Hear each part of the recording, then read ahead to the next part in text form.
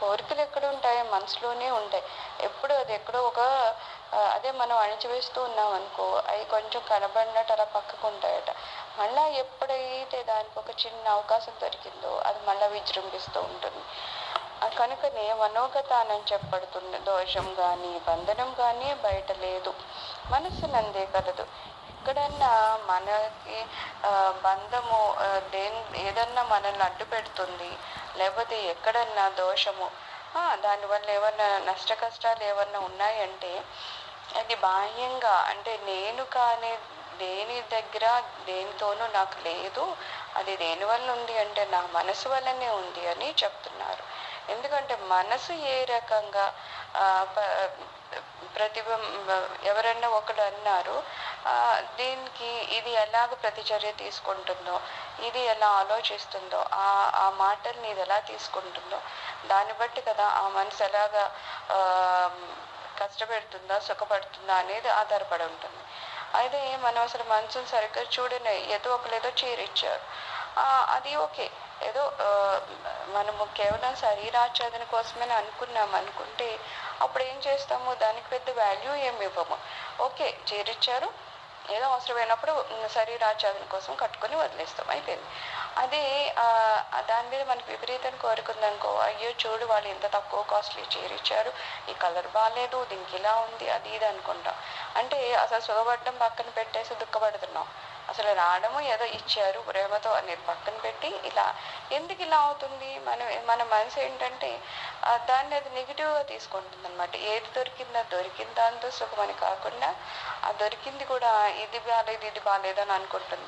So మనకి ఉన్న లాభ నష్టాలు కానీ సుఖ దుఃఖాలు కానీ ఎక్కడున్నాయి అంటే బాహ్యపరంగా ఏమీ లేవు, అంతా నీ మనసుతోనే ఉంది అని చెప్తున్నారు అనమాట.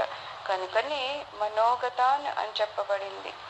కాబట్టి మనసును అగాధ అంధకార కుహరమున వివేకమనే దీపం యొక్క సహాయమున ఏ కోరికలున్నాయో చక్కగా వెతికి వానిని ఏరిపారవేయమంటున్నారు. ఈ మనసులో అగాధమైన అంధకార కుహరము ఉంది. ఇలా ఈ అగాధము, అది అగాధం అంటే ఇంకా దాని లోతెంతో మనకు తెలియదు. ఈ మనసులో ఉన్న ఈ కోరికలు ఎన్ని ఉన్నాయి, ఎంత లోతుగా ఉన్నాయి అనేది మనకు తెలియదు. అంధకారం, ఇంకెక్కడ ఏమాత్రం వెలుగు లేనంత చీకటిగా ఉంది. అసలు ఆలోచిద్దాం, ఎంత లోతుగా ఉన్నది, అక్కడ చీకటి ఉంది అంటే అక్కడికి అసలు ఎంత మనం భయపడతాం కదా, అలాంటి దాంట్లో కాలు పెట్టాలంటే భయపడతాం. అక్కడ ఎక్కడైనా సుఖం ఉంటుందని మనం ఆలోచిస్తామా? అమ్మో ఏమవుతుందో, లోపలికి వెళ్తే ఏమన్నా కలుస్తాయో, లేకపోతే ఎక్కడైనా పడిపోతామో, ఏమన్నా దెబ్బలు తగులుతాయో, అంత కష్టమే కదా. అలాంటి ఒక అంధకారం నుంచి మరి బయటికి రావాలంటే ఏం చేయాలి? వివేకము, జ్ఞానము. జ్ఞానం అనే దీపాన్ని వెలిగించు అంటున్నారు. అక్కడ ఒక మంచి ఎవరైనా గబుక్కుని లైట్ వేస్తే మనకి అక్కడ అర్థమవుతుంది, ఓహో ఇక్కడ ఇలా ఉందా అని చెప్పి జాగ్రత్తగా మనం దాంట్లోంచి బయటకు వస్తాం. అలాగే మనకున్న కోరికల నుంచి ఫస్ట్ ఆ కోరికలను ఎలా తీర్చుకోవాలి అనే దాన్ని పక్కన పడేసి అసలు కోరిక అనేది లేకుండా ఎలా చేసుకోవాలి అనే జ్ఞానాన్ని మనం పెంచుకుంటూ ఉండాలి. కోరిక లేని స్థితి ఎలా వస్తుంది? మనకి ఏది దొరికితే దాన్ని సంతృప్తి పడ్డామంటే, ఎవరో ఏదో అన్నం పెట్టారు, అందులో వాళ్ళు ఒక పప్పే వేసి ఇచ్చినా సరే